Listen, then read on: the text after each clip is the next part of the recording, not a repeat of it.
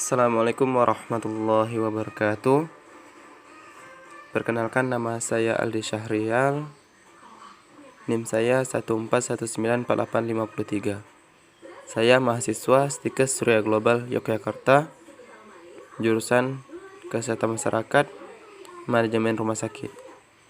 Kali ini saya akan melakukan penyuluhan tentang penyakit hipertensi yang sering dialami oleh masyarakat. Baik, langsung saja kepada pendahuluan atau pengertian dari hipertensi tersebut. Hipertensi adalah istilah medis dari penyakit tekanan darah tinggi. Kondisi ini dapat mengakibatkan berbagai komplikasi kesehatan yang membahayakan nyawa, sekaligus meningkatkan risiko terjadinya penyakit jantung, stroke, bahkan sampai kematian. Tekanan darah juga bisa diartikan sebagai kekuatan yang diberikan oleh sirkulasi darah terhadap dinding arteri tubuh, yaitu pembuluh darah utama yang berada dalam tubuh. Besarnya tekanan ini bergantung pada resistensi pembuluh darah dan seberapa keras jantung bekerja. Semakin banyak darah yang dipompa oleh jantung dan semakin sempit pula pembuluh darah arteri, maka tekanan darah akan semakin tinggi. Adapun penyebab hipertensi yaitu dibagi menjadi dua jenis hipertensi. Yang pertama yaitu hipertensi primer dan hipertensi sekunder. Masing-masing memiliki penyebab yang berbeda seperti berikut ini. Yang pertama yaitu hipertensi primer. Hipertensi primer seringkali penyebab terjadinya hipertensi pada kebanyakan orang dewasa tidak diketahui. Hipertensi primer cenderung berkembang secara bertahap selama bertahun-tahun. Nah, jadi hipertensi primer ini seringkali terjadi pada orang dewasa dan tidak tahu penyebabnya itu apa, dan belum diketahui penyebab asalnya. Yang kedua yaitu hipertensi sekunder. Beberapa orang memiliki tekanan darah tinggi karena kondisi kesehatannya yang mendasarinya. Hipertensi sekunder cenderung muncul tiba-tiba dan menyebabkan tekanan darah lebih tinggi daripada hipertensi primer. Nah, di sini ada beberapa kondisi yang dapat menyebabkan hipertensi sekunder, antara lain yaitu obstructive sleep apnea atau OSA. Yang kedua itu masalah ginjal, yang ketiga tumor kelenjar adrenal, masalah tiroid, cacat bawaan di pembuluh darah, obat-obatan seperti pil KB, obat flu, dekongestan, obat penghilang rasa sakit yang dijual bebas, dan obat-obat terlarang. Jadi itu adalah salah satu penyebab hipertensi sekunder. Adapun gejala hipertensi yang sering terjadi atau yang sering timbul kepada si penderita antara lain yaitu sakit kepala, lemas,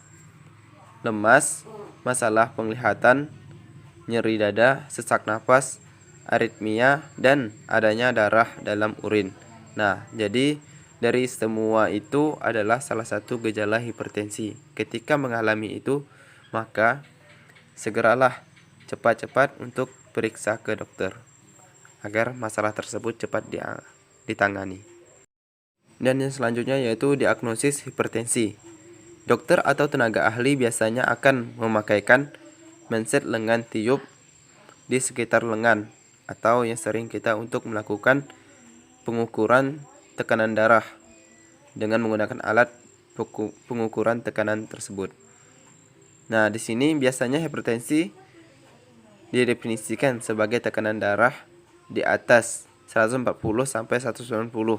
Jadi jika tekanan darah kita sudah menyampai 140 per 90, maka kita dianggap sudah mengalami hipertensi.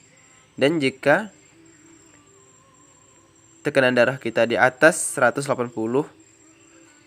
per 120, maka itu sudah parah sekali tekanan darah kita dan kita sudah mengalami hipertensi berat. Maka segeralah untuk pergi ke dokter agar bisa diagnosis. secara cepat. Nah, di sini juga tekanan darah tinggi seringkali tidak menunjukkan gejala.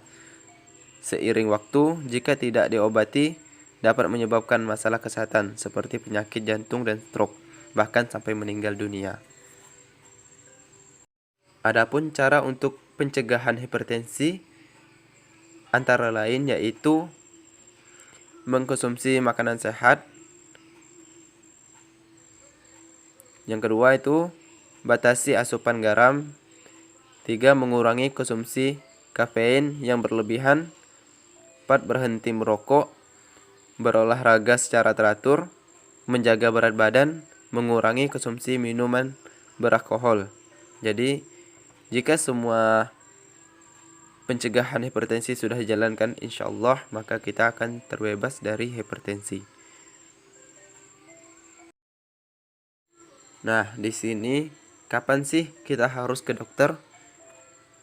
Kita harus ke dokter dengan melakukan pengecekan tekanan darah secara berkala guna menghindari hipertensi.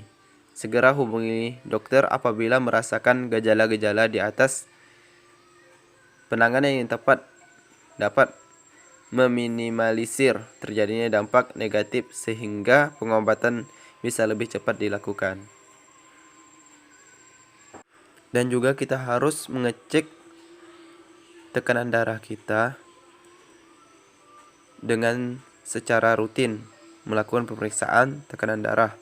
Setidaknya untuk orang dewasa dianjurkan untuk melakukan pemeriksaan darah termasuk tekanan darah setiap 5 tahun sekali agar kita terhindar dari hipertensi. Dan juga ketika kita terkena hipertensi, maka kita juga dapat segera untuk melakukan pengobatan di rumah sakit atau di puskesmas agar hipertensi tersebut tidak terlalu berbahaya bagi kita dan cepat ditangani oleh tenaga medis.